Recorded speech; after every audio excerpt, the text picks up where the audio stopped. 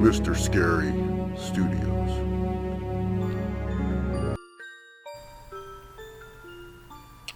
Ever since the first time he pulled Bobby Malcolm off of me and made him stop beating my unconscious body, Harry has been my best friend. We've been inseparable since that day. When I was 8 and he was 10, for some odd reason, we just clicked on a level that I couldn't put into words.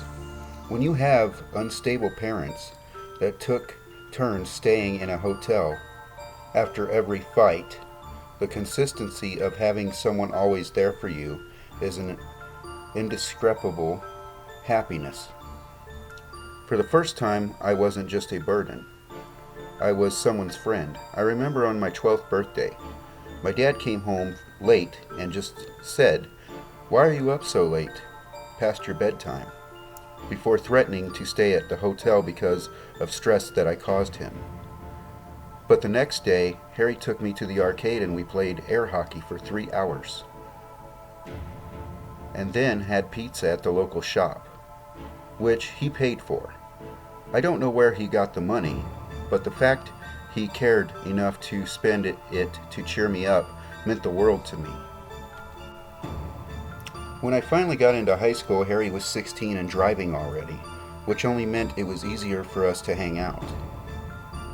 Neither of us really socialized outside of each other, or had any sort of attraction from the opposite sex.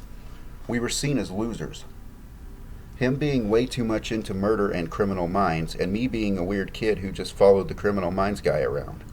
It never bothered us that it was us versus the world. We liked it that way. Those first 2 years were great, but after he graduated, I slipped into a depression and can barely go to school without having a panic attack, which, to him, taking night classes at the local community college, working during the day, we barely hung out. But now I'm out of high school and he just finished his classes to become a forensics detective. His dream job, his job in a sort of unstable of on hours. But we had to find time to hang out, or at least we did up until about 2 months ago, when he got a new girlfriend that he's falling head over heels for. At first I was just so happy that he found someone that made him as happy as we made each other, and was a big supporter of their relationship. However, as time went on, I started noticing sideways glances getting shot my way, seemingly more frequent every time we hung out. I wrote this off as me being paranoid and weird. Two things I very much am: the glances, starting to grow into whispers into the other room, shortened time spent hanging out and watching bad horror movies, and more excuses as to why his spot on the couch was vacant more often than I thought was fair.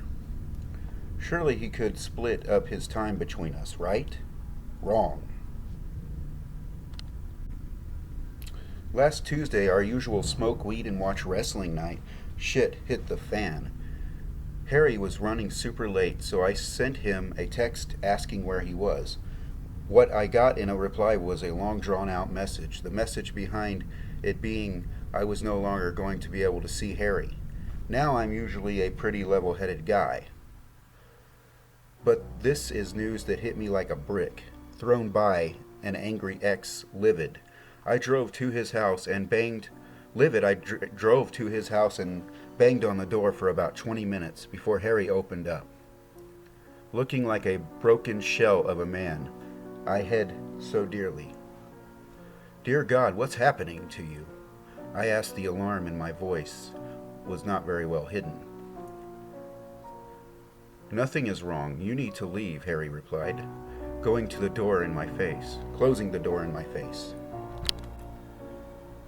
After I got home and sulked for a while, I decided I needed to take action against this injustice against me. It took some doing, but I came up with the perfect plan.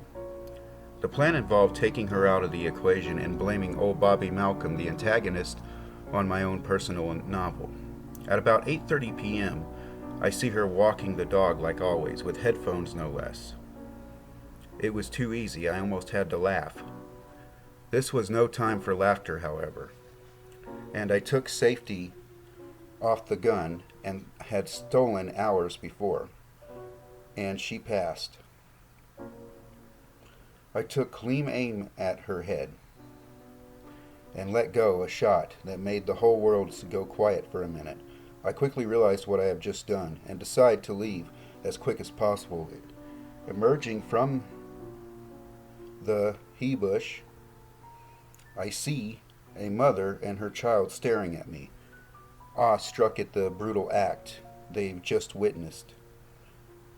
Feeling threatened, my fight or flight kicks in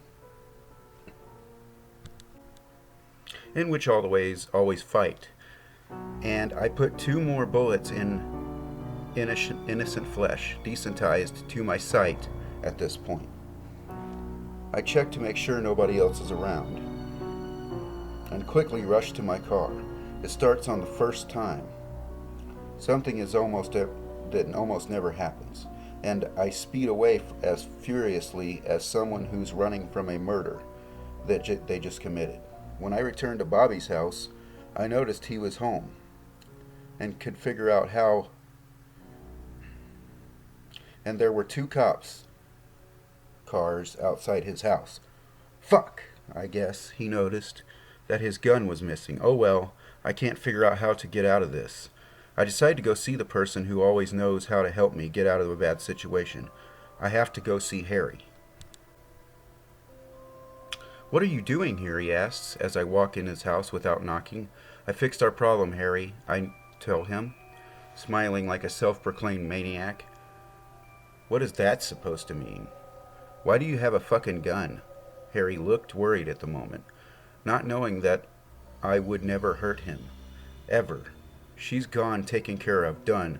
Donezo. Now we can spend all the time in the world together.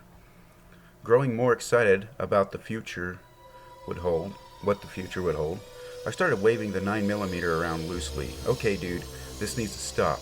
You've been following me around ever since I stopped that idiot from killing you, and I'm sick of it. Leave me the hell out alone, Jack, and stay out of my life.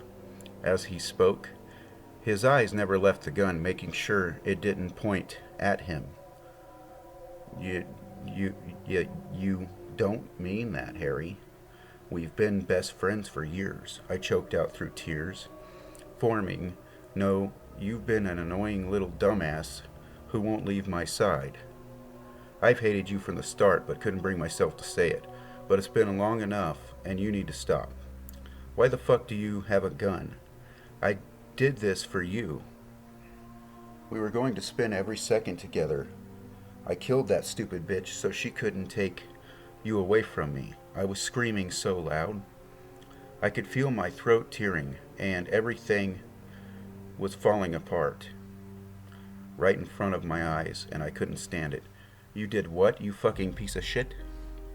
I'm going to kill you, Harry screamed at me for the first time ever, and he started closing the space between us with alarming speed. Seeing no other choice, I used 1 more bullet to end a life that stripped the world of the greatest friend I've ever had. Harry laid on the floor gasping for air in a fleeting attempt to not succumb to an imminent death.